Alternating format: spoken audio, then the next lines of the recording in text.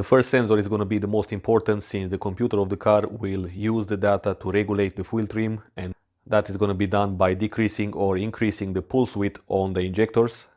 So first step is to remove this dirty cover and get access back there. So I've got the cover of the car like that because we want to keep the computer connected. And down there is the oxygen sensor.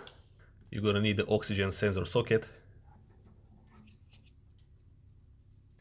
Looks like I need a breaker bar. And if you have a look down here, you're gonna see both oxygen sensors. You can disconnect the black one. I just lubricate it a little bit. So you have to press on this tab inwards and then pull it. You're gonna find also this plastic clip.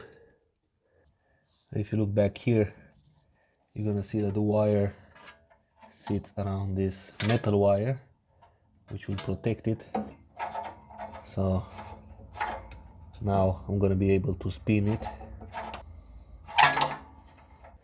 Sensor is out. So you can see that little spiral wire down there. You just wrap the wiring harness from the oxygen sensor on that in order to protect it from heat. Okay, so I managed to remove the socket from the sensor. I just reconnect the sensor on, and then I was able to wiggle the socket out. Now we're gonna do a bench test. We've got here these two black wires. These are gonna be for the heater usually. And we should see very minimal resistance, almost full continuity. We've got 2.7 ohms. This is the only bench test. This is the only test you can do on the sensor when it's off the car. It's always safe to test a part when it's disconnected. Now let's reconnect the sensor temporarily. Now we've got the values down here. You can see the bank 1, sensor 1.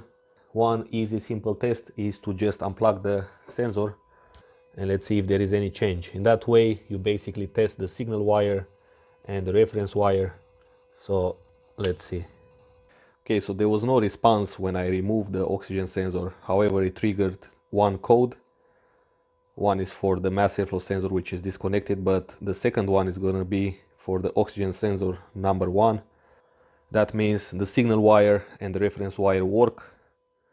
This is a simple, easy test without doing any back probing or something like that. Okay, so I cleaned the codes. Let's see one more time. And we've got only 2 codes this time.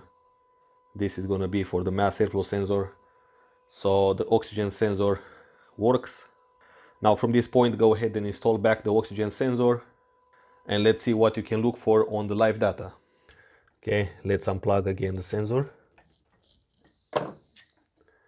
And tighten it by hand first. Just snug it in there. Now let's put the wiring harness on that spiral. Now the sensor is back in position.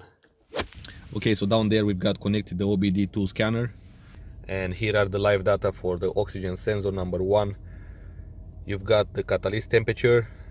And then we've got this equivalence ratio, which is very important because this will tell you how close it is, the combustion, to 14.7 parts of air and 1 part of fuel. If you go to the long-term and short-term fuel trim, you've got a slightly negative one, and it can go down to minus 4.7. That's within spec. Anything above 5% or 6%, it's considered already a rich condition, and it's worth to check it out in order to prevent it for developing into a worse problem. And coming back to the equivalence ratio, guys, you can see that it can go a lot more above 1 than it can go below. This is also reflected on the long-term and short-term fuel trim, because a negative one will indicate a rich condition, and on the equivalence ratio, everything what's above 1, it's also considered a rich condition. So that's how you can read these numbers. And remember, this sensor 1 is a wideband oxygen sensor. So this car has both oxygen sensors wideband. On some cars you've got only the sensor 1 wideband and the second one narrowband, since the second one is not that important for the engine, is important for the catalytic converter. Okay guys, so that was it about the oxygen sensor on this car. If you have any questions, leave them in the comments below. Subscribe, stay tuned, and I will see you in the next video.